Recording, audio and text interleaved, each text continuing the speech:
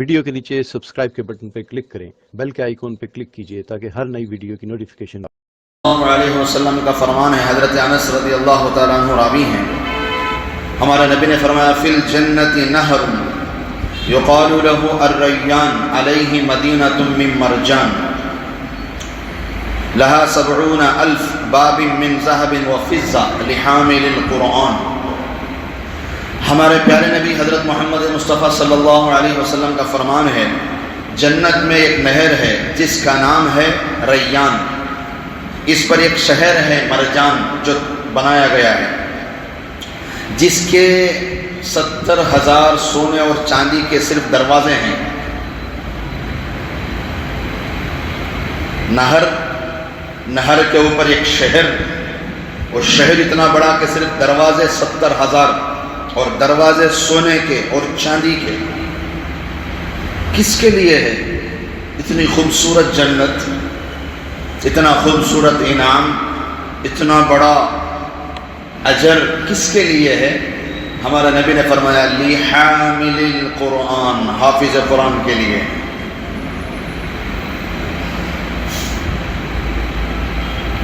کیا خوش نصیب ہیں وہ ماں باپ جن کے بچے حافظ قرآن ہیں۔ کبھی اسے بھی خوش نصیبی سمجھ لیا کر لیں۔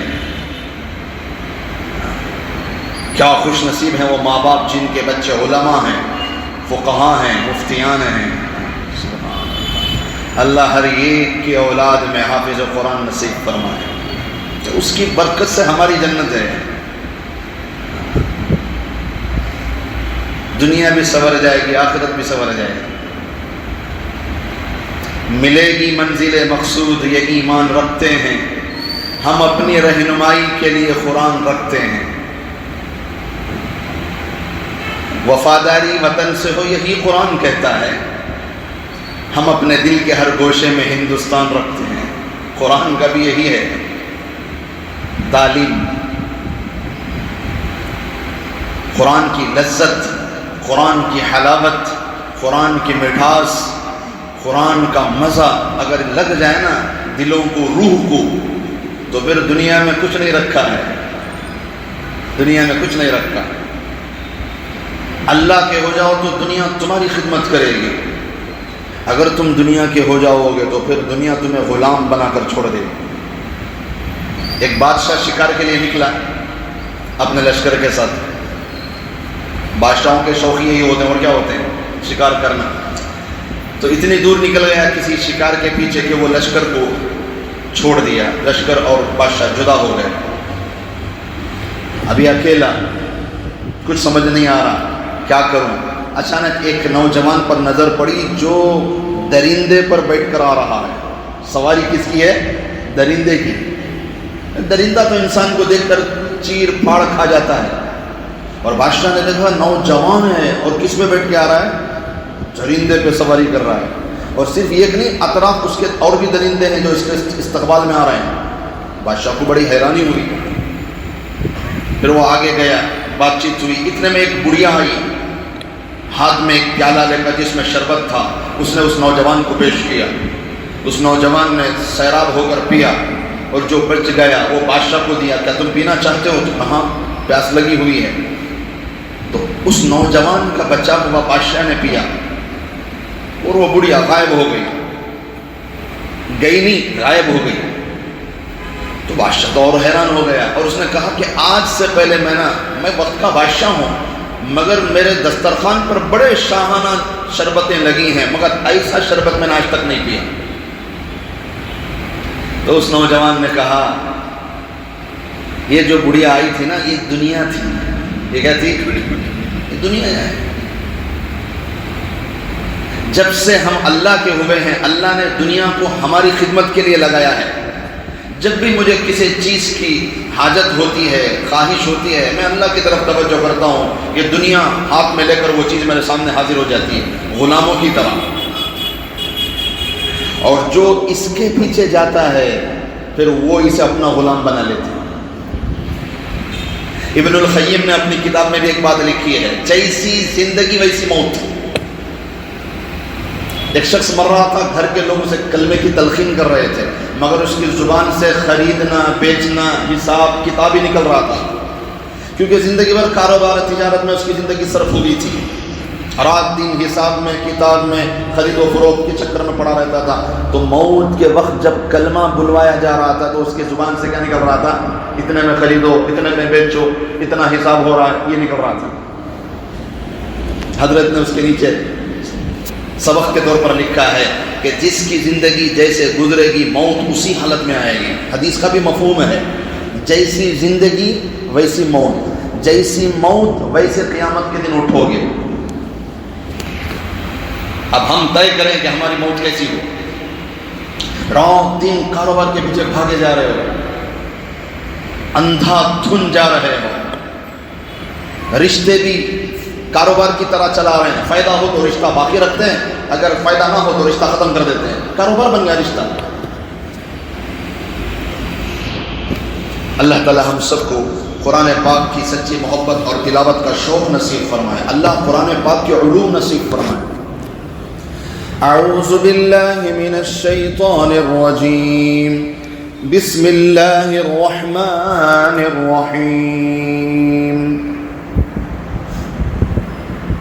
وَلْيَخْشَ الَّذِينَ لَوْ تَرَكُوا مِنْ خَلْفِهِمْ ذُرِّيَّةً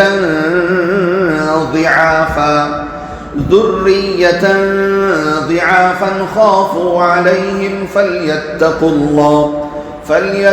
اللَّهَ وَلْيَقُولُوا قَوْلًا سَدِيدًا إِنَّ الَّذِينَ يَأْكُلُونَ أَمْوَالَ الْيَتَامَى ظُلْمًا إِنَّمَا يَأْكُلُونَ فِي بُطُونِهِمْ نَارًا وَسَيَصْلَوْنَ سَعِيرًا۔ ترجمہ، اللہ تبارک و تعالیٰ کا مبارک اور مقدس اور پاکیزہ ارشاد ہے۔ اللہ پاک فرماتے ہیں اور ایسے لوگوں کو ڈرنا چاہیے کہ اگر اپنے بعد چھوٹے چھوٹے بچے چھوڑ جائیں تو ان کو فکر ہو، سو ان لوگوں کو چاہیے کہ خدا تعالیٰ سے ڈریں اور موقع کی بات کہیں۔ بلا شبہ جو لوگ یتیموں کا مال بلا استحقاق کھاتے برتتے ہیں اور کچھ نہیں اپنے شکم میں آگ بھر رہے ہیں اور عنقریب جلتی آگ میں داخل ہوں گے۔ صدق اللہ العظیم۔ سورہ نساء کی یہ آیت نمبر 9 اور 10 ہے۔ پہلی آیت کا خلاصہ، جیسے اپنے بچوں کی پرورش کرتے ہو ویسے ہی یتیم کی بھی کرو، اللہ سے ڈرو اور صحیح صحیح بات کہو۔ دوسری آیت کا خلاصہ، اگر تم نے یتیموں کا مال بغیر کسی استحقاق کے استعمال کیا تو گویا کہ تم کھا نہیں رہے ہو بلکہ جہنم کی آگ پیٹ میں بھر رہے ہو۔ دنیا میں بھی یہی ہوگا اور آخرت میں بھی جہنم ہوگی۔ میرے عزیزوں، میرے بھائیوں، قرآن پاک کے اندر کچھ آیتیں ایسی بھی ہیں جو زمانہ جاہلیت کے رسم و رواج کو توڑنے کے لیے اللہ نے نازل فرمائے، کیونکہ ایک زمانے سے دنیا اس پر چلتی آ رہی ہے اور دنیا کے اندر ان رسم و رواج بڑے خطرناک ہوتے ہیں۔ یاد رکھو، رسم و رواج کو بدلنا کسی کے لیے اتنا آسان نہیں ہے۔ اتنے سال ہو گئے ہم نا شادیاں کے بے جا رسم و رواج آج تک ہمیں نہیں ختم کر سکے، کسی نہ کسی ہاتھوں مجبور ہو جاتے ہیں، یا تو دادا دادی کے ہاتھوں مجبور، یا تو نانا نانی کے ہاتھوں مجبور، یا تو خود کی بیوی کے ہاتھوں مجبور۔ ہے سو ایک بیٹی، ہے سو ایک بیٹا، نہیں تو کیا کرنا، زندگی میں ایک بار شادی ہوتی ہے، سو یہ ڈیلانا بار بار سن کو ہی نا تمہیں، سیدھی شادی کریں گے، شادی کریں گے، اجتماع میں نکاح کر ڈالیں گے، جمعہ کے موقع پر کر ڈالیں گے، عید کے موقع پر کر ڈالیں گے، سیدھی سادھی شادی کریں گے، نہیں مانتے، ہے سو ایک بیٹا ہے سو ایک بیٹی۔ اس لیے کیا، جتنا ہو سکے نمائش کرو، دکھاوا کرو۔ رسم و رواج کو توڑنا اتنا آسان نہیں ہے، نہیں مانتا معاشرہ۔ کتنی ساری چیزیں آج بھی ہے جو ہم نہیں ختم کر سکے۔ 25 سال ہو رہے ہیں ہمیں خطبہ دیتے ہوئے جمعہ کے موقع پر۔ ایک ایک ایسی غلط چیز اتر جاتی ہے نا معاشرے کے اندر، گڑ جاتی ہے، ہم اسے نکال کے نہیں پھینک سکتے، اور نہ تو ہم نہ نکالتے ہیں آدمیاں امامت سے، خطابت سے، تمہیں ہٹو حضرت دوسرے لگا دیں گے، مگر اپنے غلط رسم و رواج سے پیچھے نہیں ہٹتے۔ امام بدل جائے گا، عوام نہیں بدلتی۔ اب اس لیے امام صاحب کو بھی کیا کرنا پڑتا، دعائیں کرنا پڑتا، صدر صاحب کو اچھا رکھ، سیکرٹری صاحب کو اچھا رکھ، اب چلنا نا ہماری گاڑی میں نکال ڈالے تو دوسرے دن سے کبھی پوچھ کو دکھتے نہیں، بتا مجھے بیٹھا ہے، نکال ڈالے دوسرے دن پوچھتی ہے کیا کی حضرت کریں گا۔ امام صاحب بھی تمہارے سنا، جیسا آٹا ویسی روٹی، جیسا پنڈال ویسا گانا، تو امام صاحب بھی تمہارے درمیان گیا، تو ان کو معلوم کسی کسی راضی رکھنا ہونا، اور چل رہی اس سے ان کی گاڑی چل رہی ہے۔ سیلری زیادہ بتائے تو آدمیاں ادھار مانگتی ہیں، کم بتائے تو عزت نہیں کرتے، زیادہ بتائے تو دوسرے دن آ جاتی ہے 10,000 رکھ دیو، 5,000 رکھ دیو کو، اور کم بتائے تو کیا ارے کمارا سا غریب کدی، سمجھ میں نہیں آتا کیا عزت بچائے کیا پیسہ بچائے۔ معاشرے کو توڑنا اتنا آسان نہیں ہوتا، یاد رکھ لیں آپ۔ گھر میں آپ نہیں توڑ سکتے، ایک بیوی سے آپ مقابلہ نہیں کر سکتے، رسم و رواج کے بارے میں 1000 فضیلتیں بتاؤ، نہیں سمجھتے، انہوں ٹھس سے مس نہیں ہوتے۔ قرآن پاک کی بعض آیتیں اللہ پاک نے اس لیے بھی اتاری ہیں تاکہ جو رسم و رواج چلی آ رہی ہیں نا زمانہ جاہلیت میں، وہ ختم ہو۔ تو میرے عزیزوں، زمانہ جاہلیت میں چل رہا تھا کہ اپنے بچوں کی دیکھ بھال اچھی ہوتی تھی اور یتیم بچوں کی دیکھ بھال نہیں کرتے تھے، پڑھا تو پڑھیں دے، تربیت ہوئے تو ہوں دے، نہیں تو جان دے ہم نہ کہ ہمارا بچہ، یہ بھی ایک دماغوں میں بات آ جاتی ہے۔ لوگ اپنی اولاد کو توجہ دیتے ہیں مگر یتیم بچوں کو توجہ نہیں دیتے، اور ایک زمانے سے یتیم بچوں کے ساتھ ناانصافی ہو رہی تھی، اس لیے بار بار اللہ فرما رہے ہیں واتقوا اللہ فلیتقوا اللہ، ڈرو اللہ سے ڈرو، کہ اللہ کا ڈر ہی ہے جو تمہیں یتیم بچے کی کفالت پر کھڑا کر سکتا ہے، ورنہ اپنی فیملی اور اپنے بچوں کی محبت میں آ کر تم یتیموں کے ساتھ غلط سلوک نہ کرنا، انعام بھی بڑا ہے، وعید بھی بڑی ہے۔ اللہ پاک فرما رہے ہیں وَلْيَخْشَ الَّذِينَ لَوْ تَرَكُوا مِنْ خَلْفِهِمْ ذُرِّيَّةً ضِعَافًا خَافُوا عَلَيْهِمْ، اور ایسے لوگوں کو ڈرنا چاہیے کہ اگر تمہارے بچے چھوڑ کو تمہیں مر گئے تو تمہیں کیا چاہتی کہ تمہارے بچہ کی پرورش بھی اچھی ہونا، جب تمہیں یہ چاہ رہی اپنی اولاد کے بارے میں تو پھر تمہیں دوسروں کی اولاد کے بارے میں کہیں کو نہیں سوچتے۔ جب دوسرے بچے یتیم ہو کر تمہاری کفالت میں آ سکتی تو ہو سکتا ہے تمہارے بچے بھی یتیم ہو کر اوروں کی کفالت میں جائیں گے۔ اس لیے اگر اپنی بچوں کی پرورش اچھی چاہتے ہو تو یتیم بچوں کی پرورش اچھی کرو۔ اگر تم یتیم بچوں کی پرورش اچھے کرتے کرتے دنیا سے رخصت بھی ہو گئے، اللہ تمہاری اولاد کے لیے ایک بہتر نظام بنائیں گے۔ اگر تم نے یتیم بچوں کی کفالت میں کمی پیشی کی پھر تمہارے بچے بھی جائیں گے۔ وقت بدلتا ہے، آج وہ یتیم ہے کل ہو سکتا ہے تمہارے بچے یتیم ہو جائیں۔ دنیا کیا کیا ہے، سب کو دنیا سے رخصت ہونا ہے۔ اسی لیے اللہ پاک فرما رہے ہیں وَلْيَخْشَ الَّذِينَ لَوْ تَرَكُوا، اگر تمہیں ڈر ہے نا کہ تمہارے بچوں کے ساتھ کیا ہوگا تمہارے بعد، تو اسی طرح تو یتیم بچوں کا بھی مسئلہ ہے۔ فَلْيَتَّقُوا اللَّهَ، اللہ سے ڈرو، اللہ سے ڈرو، اللہ سے ڈرو۔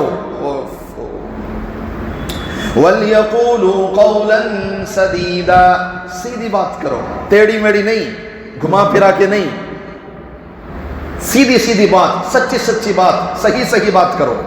پھر فرمایا ان الذین یأکلون اموال الیتامی ظلما، جنہوں نے ناحق بغیر کسی حق کے یتیموں کا مال ہڑپ لیا، کھا لیا، دبا لیا، چھنا لیا، انما یأکلون فی بطونہم نارا، گویا کہ وہ اپنے پیٹ میں آگ بھر رہے ہیں، اپنے پیٹ میں آگ ڈال رہے ہیں۔ یاد رکھو کتنی بڑی وعید قرآن سنا رہا ہے۔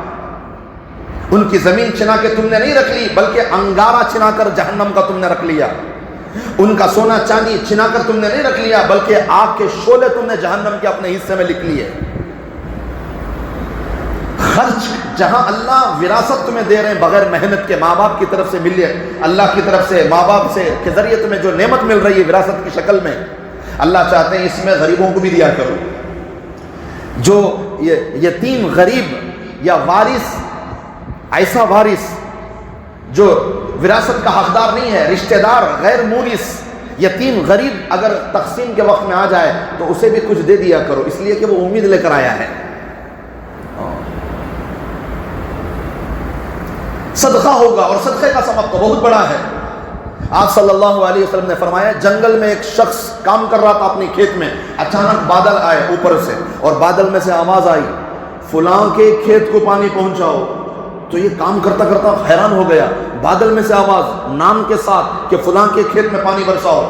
اب وہ بادل آگے آگے بڑھنے لگا تو یہ اپنا کام چھوڑ کر پیچھے پیچھے چلنے لگا بادل کے۔ کچھ دور کے بعد بنجر پتھریلی زمین پر پانی برسا بادل کا، بارش کی شکل میں، اور ایک جگہ اکٹھا ہوا اور نالے کی شکل میں پانی جاتا رہا، اور یہ اس کے پیچھے پیچھے چلتا رہا۔ آگے جا کر دیکھا تو ایک باغ ہے، ایک کھیت ہے، ایک زمین ہے جہاں ایک شخص ایک بیلچہ لے کر کھڑا ہے پانی کو ادھر ادھر کرتے ہوئے۔ اس نے جا کر کہا کہ بھئی تمہارا نام کیا ہے؟ اس نے وہی نام بتایا جو بادل سے سنا تھا۔ اس نے کہا یار میں نے بادل سے تمہارا نام سنا، اور وہاں سے میں پیچھا کرتا آ رہا ہوں، اور یہ پانی تمہارے کھیت کو پہنچایا جا رہا ہے، کوئی تو بات ہوگی، کوئی تو تمہارا عمل ہوگا، آسمانوں سے تمہارے لیے بادل بھیجے جا رہے ہیں۔ تو اس نے کہا یہ تو راز تھا، بس تم نے پوچھ لیا تو بتا رہا ہوں۔ کیا راز ہے؟ کہ میں اپنی ہر کمائی میں 3 حصے کرتا ہوں، ایک حصہ اللہ کے نام پہ صدقہ کرتا ہوں، ایک حصہ اپنے بیوی بچے اہل و عیال پر لگاتا ہوں، اور ایک حصہ واپس یہیں پر انویسٹ کرتا ہوں۔ ہاں صدقہ کرتے ہو، ہر کا سالانہ ہر اپنے حصے میں سے، اپنی تجارت میں سے، اپنی کمائی کا ایک حصہ اللہ کے راستے میں لگاتے ہو، یہی وہ بات ہے۔ آپ صلی اللہ علیہ وسلم نے فرمایا فقراء کے ساتھ دوستی رکھو۔ کیا رکھو؟ فقراء کے ساتھ، یہ نہیں کہا کہ مالداروں کے ساتھ دوستی رکھو، نبی فرما رہے ہیں فقراء کے ساتھ دوستی رکھو، اس لیے کہ ان کے پاس جو دولت ہے وہ مالداروں کے پاس بھی نہیں ہے۔ تو حضرت صحابہ رضوان اللہ علیہم اجمعین حیران ہو گئے کہ اے نبی جی فقراء کے پاس دولت، کیسی دولت جو کہ مالداروں کے پاس بھی نہیں ہے؟ تو ہمارے پیارے نبی صلی اللہ علیہ وسلم نے فرمایا کہ ان فقراء کے پاس دولت ہے، وہ کل قیامت میں پتہ چلے گی۔ کیسی دولت؟ کہ کل قیامت میں اللہ کہیں گے ان فقراء سے کہ اے میرے فقراء جاؤ امت کے اندر داخل ہو جاؤ، جس نے تمہیں کھلایا اسے بھی لاؤ، جس نے تمہیں پلایا اسے بھی پکڑ کے لاؤ، جس نے تمہیں کپڑا دیا اسے بھی پکڑ کے لاؤ، تمہارے طفل ہم اسے آج جنت کے اندر داخل کریں گے۔ یہ دولت ہے ان کے پاس جو مالداروں کے پاس بھی نہیں ہے۔ اور ایک حدیث تو پڑھو سنو حیرانی ہو جائے۔ آپ صلی اللہ علیہ وسلم نے فرمایا کل قیامت میں صحیح فقراء، بیکار کے فقراء نہیں، جن کے پاس ہے پھر بھی منگتے رہتے نا انہوں نے، ان کی تو الگ وعید ہے۔ جو حقیقتاً فقراء ہیں، جو صرف اللہ کی طرف توجہ کرتے ہیں، لوگوں سے سوال نہیں کرتے، حقیقی سچے جو مسکین ہیں، جو فقراء ہیں، جو غریب ہیں، کل قیامت میں اللہ ان سچے فقراؤں سے معذرت کریں گے۔ جیسے دنیا میں ایک آدمی دوسرے آدمی سے معذرت کرتا ہے، بھائی ذرا معاف کر ڈالو، ایک مہینے میں دینا کر کو تھا، ایک مہینے میں نہیں ہوا، آئندہ مہینہ دے ڈالتا ہوں، ذرا اللہ کے واسطے معاف کر ڈالو۔ یہ جو معذرت ہو رہی ہے نا ایک آدمی سے دوسرے آدمی کی، ہمارے نبی نے فرمایا کل قیامت میں اللہ صحیح فقراؤں سے معذرت کریں گے کہ اے میرے بندو، میں نے تمہیں دنیا اس لیے نہیں روکا تھا کہ تم نعوذ باللہ میرے سامنے ذلیل ہو، بلکہ آج تمہارے لیے اعزاز کرنا تھا، اس وجہ سے دنیا تم سے روکی۔ لگاؤ گے تو پتہ چلے گا۔ 3 بندے ایسے ہیں جن سے اللہ بے پناہ محبت کرتے ہیں۔ نمبر 1، مجمع میں کوئی سائل آیا، سوال کیا اور واپس چلا گیا، مجمع میں سے ایک شخص اٹھتا ہے چوری چھپے اور پیچھے سے جا کر اس غریب کی مدد کر دیتا ہے، کسی کی نظر نہ پڑے، کوئی دیکھ نہ لے، یہ نیکی صرف اللہ سے راز ہو۔ اللہ کے نبی نے فرمایا اللہ اس سے بہت محبت کرتے ہیں۔ دوسرا وہ بندہ جو لمبے سفر سے گھر واپس آیا، رات کے وقت میں سونے کو دل چاہ رہا ہے مگر پھر بھی وضو بنا کر نماز میں قرآن پڑھتا کھڑا ہو گیا، اللہ چاہتے ہیں میرا یہ محبوب ہے، میں اسے پسند کرتا ہوں۔ اور تیسرا وہ بندہ جو جنگ ہو رہی ہے، سارے حالات ہارنے کے سامنے ہیں کہ ہم ہار گئے، اس کے باوجود بھی آخری سانس تک لڑتا لڑتا شہید ہو گیا۔ اللہ کہتے ہیں یہ میرا پسندیدہ ہے، یہ میرا فیوریٹ ہے۔ اور 3 بندوں سے تو اللہ سخت ناراض ہوتے ہیں، بوڑھا، زانی، فقیر، متکبر، مالدار، ظالم، اللہ ان تینوں سے نفرت کرتے ہیں۔ اور ایک روایت میں ہمارے پیارے نبی صلی اللہ علیہ وسلم نے فرمایا، جس نے دنیا میں بھوکے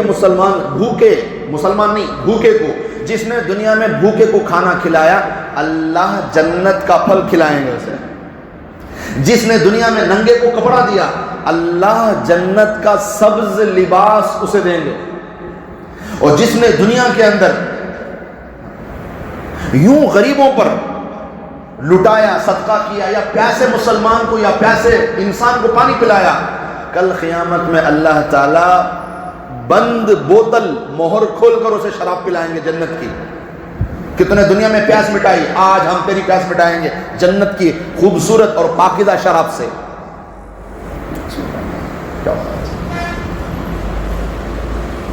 حضرت حسن بصری رحمۃ اللہ علیہ کے پاس جب کوئی مانگنے والا تھا تو حضرت اس کا اتنا استقبال کرتے جیسے مہمان کا استقبال کرتے ہیں۔ ساتھیوں نے پوچھا کہ حضرت مانگنے والا ہی تو ہے۔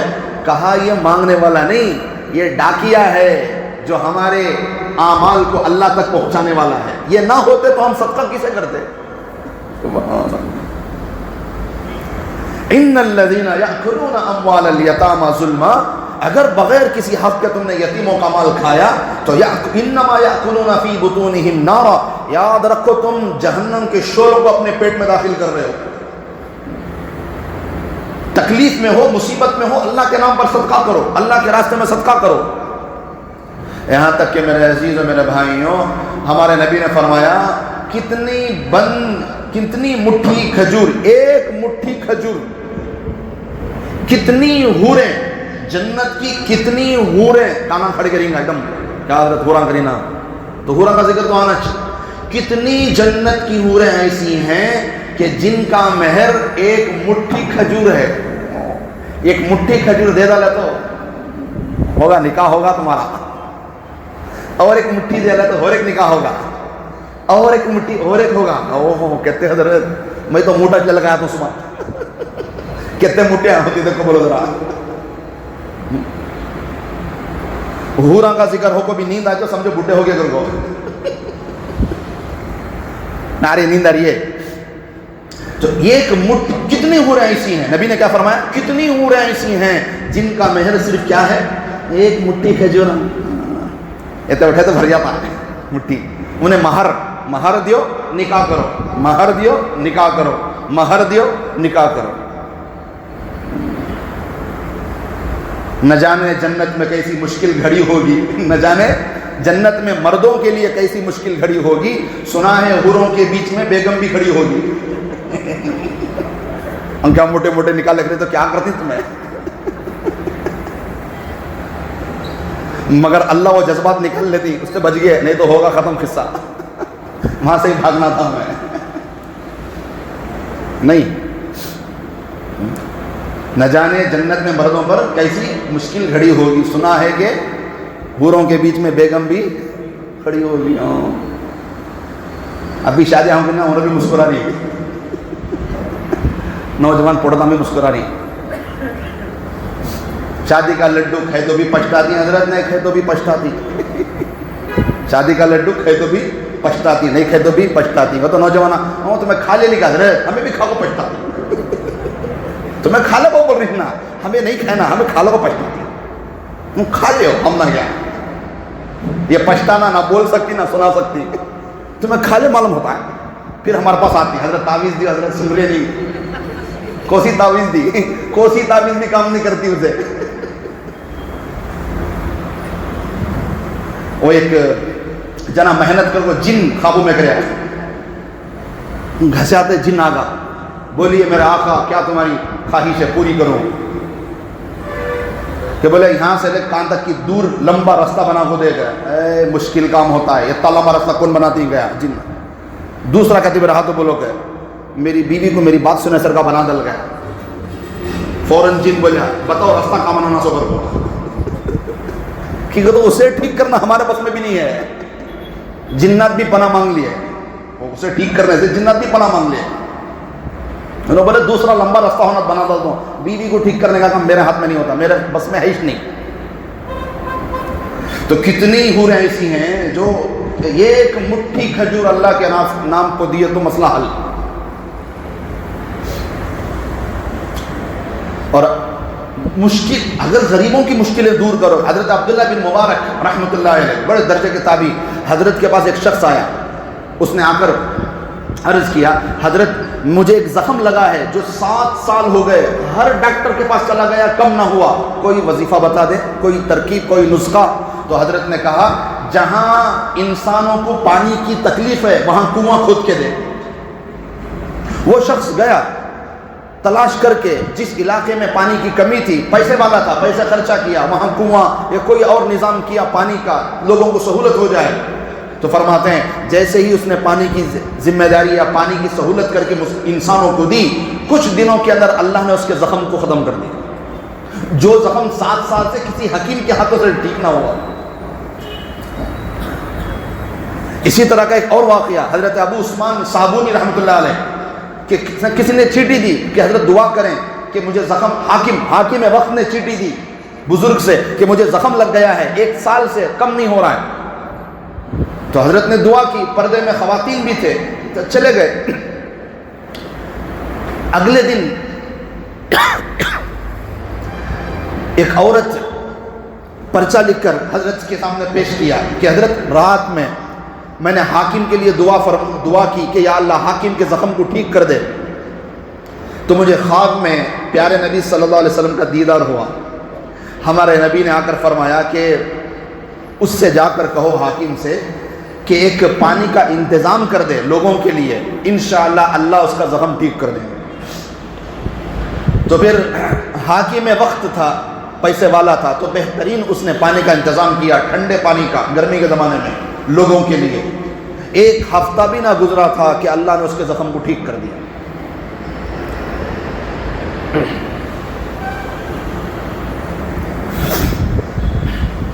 تو بہرحال خلاصہ کلام کیا ہے؟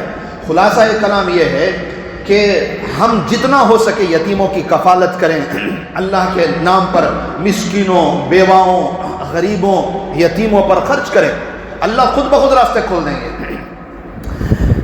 بے شک جو لوگ یتیموں کا مال ناحق طریقے سے کھاتے ہیں، گویا وہ مال نہیں کھا رہے ہیں، جہنم کی آگ بھر رہے ہیں. وَسَيَصْلَوْنَ سَعِيرًا، پھر اللہ کا فرمان ہے دنیا میں بھی ان کو تکلیف ہوگی اور آخرت میں تو جہنم ہی جہنم ہے. اللہ معاف فرمائے. تو میرے عزیزوں، میرے بھائیوں، ہم سب کوشش اس بات کی کریں کہ اگر ہماری کفالت میں کوئی یتیم بچہ آتا ہے، بھائی کا کوئی بچہ مرحوم، کوئی مرحومہ بہن کا بچہ آتا ہے، تو اسے اپنا بچہ سمجھ کر پالیں. جیسے اپنے بچوں کو توجہ دیتے ہیں ویسے اسے توجہ دیں، اس کی کفالت کریں، اس کی حفاظت کریں. اگر آپ پیسے والے ہوں تو اللہ کے واسطے اس کے پیسوں میں سے 1 روپیہ بھی نہ لو. اگر تم خود پریشان ہو تو اس کی کفالت کی وجہ سے اگر اس کا مال ہو تو بطور تنخواہ کے لے سکتے ہو. اگر ہم نے بغیر حق کے اس کا مال کھایا تو یہی بات ہے جو ہمارے سامنے موجود ہے. تو الحمدللہ اس پورے ہفتے میں سب سے پہلے بات آئی، اس پورے ہفتے کے اندر کیا بات آئی کہ جو کمزور ہیں ان کو مال دے کر مال ضائع نہ کرو، اس لیے کہ مال بھی اللہ کی بہت بڑی نعمت ہے. نابالغوں کے ہاتھ میں دینا، کم عقل عورتوں کو دینا، یا پھر مجنون کے ہاتھ میں پیسہ دے کر ضائع کرنا، یہ اللہ کو پسند نہیں. اور میں نے آپ کو بتایا 3 لوگوں کی دعائیں قبول نہیں ہوتی. بروز پیر کو اس پر بات ہوئی. بروز منگل وَابْتَلُوا الْيَتَامَى، یتیم کسے کہتے ہیں؟ انسانوں میں یتیم کسے کہتے ہیں؟ جانوروں میں یتیم کسے کہتے ہیں؟ اس پر بات ہوئی. پھر اگلے دن بروز چہارشنبہ لِلرِّجَالِ نَصِيبٌ مِّمَّا تَرَكَ الْوَالِدَانِ، ٹھیک ہے کہ مردوں کا الگ حصہ بیان کیا گیا، عورتوں کا الگ حصہ بیان کیا گیا. اور ایک زمانہ جاہلیت میں یہ رسم و رواج تھا کہ چھوٹے بچوں کو بھی وراثت نہیں دیتے تھے، اور جو عورتیں ہوتی تھیں ان کو بھی وراثت نہیں دیتے تھے، تو پھر اللہ پاک نے مستقل مردوں کا حصہ الگ، عورتوں کا حصہ الگ بیان کر کے یہ وضاحت کی کہ آج کے بعد نابالغ اگر چھوٹا بچہ بھی ہے تو اسے بھی حصہ دیں گے، اور اس کے علاوہ عورتیں ہیں تو ان کو بھی حصہ طے ہے۔